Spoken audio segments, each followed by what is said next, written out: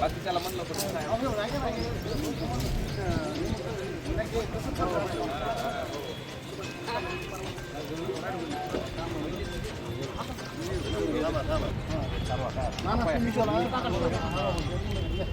काय सांगाल, निवेदन दिलेलं आहे, काय नेमकं मागणी आहे?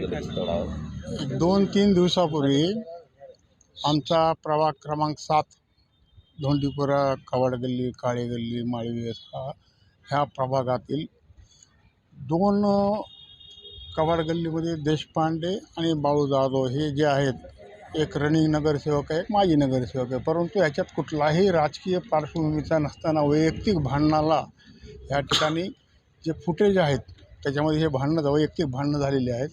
आणि त्या भांडणाला आता राजकारणाचं वळण लागून जातीय स्वरूप देण्याचा काही लोक प्रयत्न करत आहेत. आणि त्याच्यामध्ये ब्राह्मण जातीवर अन्याय झाला असं वगैरे हा जो तो त्यांनी हे केलं आहे. पण मी म्हणतो, मी सुद्धा ब्राह्मण आहे. त्या वार्डातला मी 5 वेळेस नगरसेवक म्हणून निवडून आलेलो आहे. माजी उपनगराध्यक्ष होतो मी. इथून पुढच्या 25-30 वर्ष आम्ही नगरसेवक आहे मी. परंतु तिथं असा वाद कधीच निर्माण झालेला नाही. असा कुठला माझ्या वार्डामध्ये मराठा आहेत, मुस्लिम आहेत, मागासवर्गीय आहेत, सर्व जाती धर्माचे ब्राह्मण आहेत, सर्व धर्म सोनार आहे, सगळे ओबीसी आहेत. परंतु असा वाद कधीच, राजकीय वाद कधी झालेला नाही. हे वैयक्तिक भांडणं झाले आहेत. परंतु या वैयक्तिक भांडणाला राजकीय स्वरूप देत असलेले काही लोक, त्यामुळं राजकीय स्वरूप देऊन त्याला जातीय रंग, पक्षाचा रंग आणण्याचा जो प्रयत्न आहे त्याचा निषेध करण्यासाठी, आणि या ठिकाणी वस्तुस्थिती जी आहे, जे खरे आरोपी असतील, जे खरे गुन्हेगार असतील त्यांच्यावर कारवाई करण्यास हरकत नाही. परंतु याला पक्षीय किंवा राजकीय कुठला जातीयताला रंग देऊ नये अशी विनंती करण्यासाठी, निवेदन देण्यासाठी मी स्वतः ब्राह्मण समाजाचा असूनसुद्धा या ठिकाणी मुद्दाम उल्लेख केला मी, की अशा आमच्या वार्डामध्ये किंवा आमच्या शहरामध्ये असं कधीच ह्यापूर्वी वातावरण नव्हतं. तर वातावरण कलुषित होऊ नये ह्या सदहेतूने आम्ही या शिष्टमंडळ भेटलो. काय घटना घडलेली आहे, कशा पद्धतीचं निवेदन दिलेलं आहे? आज अशोक अण्णा रोमन असतील किंवा आपले शरद चव्हाण, विनोद चव्हाण यांनी फोन केला होता आणि कबाड गल्लीत एक 2 व्यक्तींचं भांडण झाल्याचं त्यांनी माहिती दिली.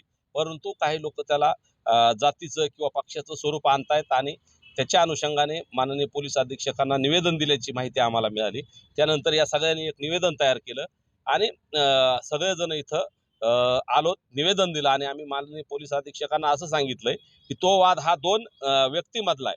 तो कुठल्या जातीमधला नाही, तो कुठल्या पक्षातला नाही, परंतु 2 व्यक्ती संबंधित एकमेकाच्या घरासमोर राहत आहेत. ते काही दिवसापूर्वी एकमेकाच्या समोर लढलेले सुद्धा आहेत निवडणुकीत. त्याच्यामुळं या घटनेला कुणीही जातीचं भांडण आहे किंवा कुठलं पक्षाचं भांडण असं समजू नये. परंतु तिथल्या काही कचरा टाकण्याच्या कारणावरून किंवा काही लोकांच्या समस्या होत्या त्याच्या अनुषंगाने तो वाद झालेला आहे. आणि तो वाद झाला असताना दोन्ही बाजूवरती फिर्याद दाखल आहेत आणि फिर्याद दाखल पोलीस त्यांचं योग्य काम करत असताना आज इथं निवेदन देऊन डॉक्टर योगेश क्षीरसागर यांनी आंदोलनाचा इशारा दिलाय.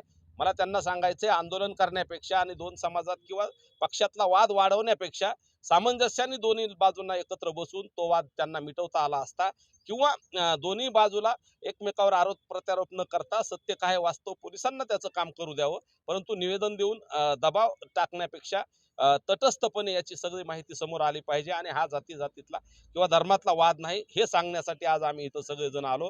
आम्ही माननीय पोलीस अधीक्षकांना याची वस्तुस्थिती समजून घेऊन योग्य ती कारवाई करा असं निवेदन दिलेलं आहे.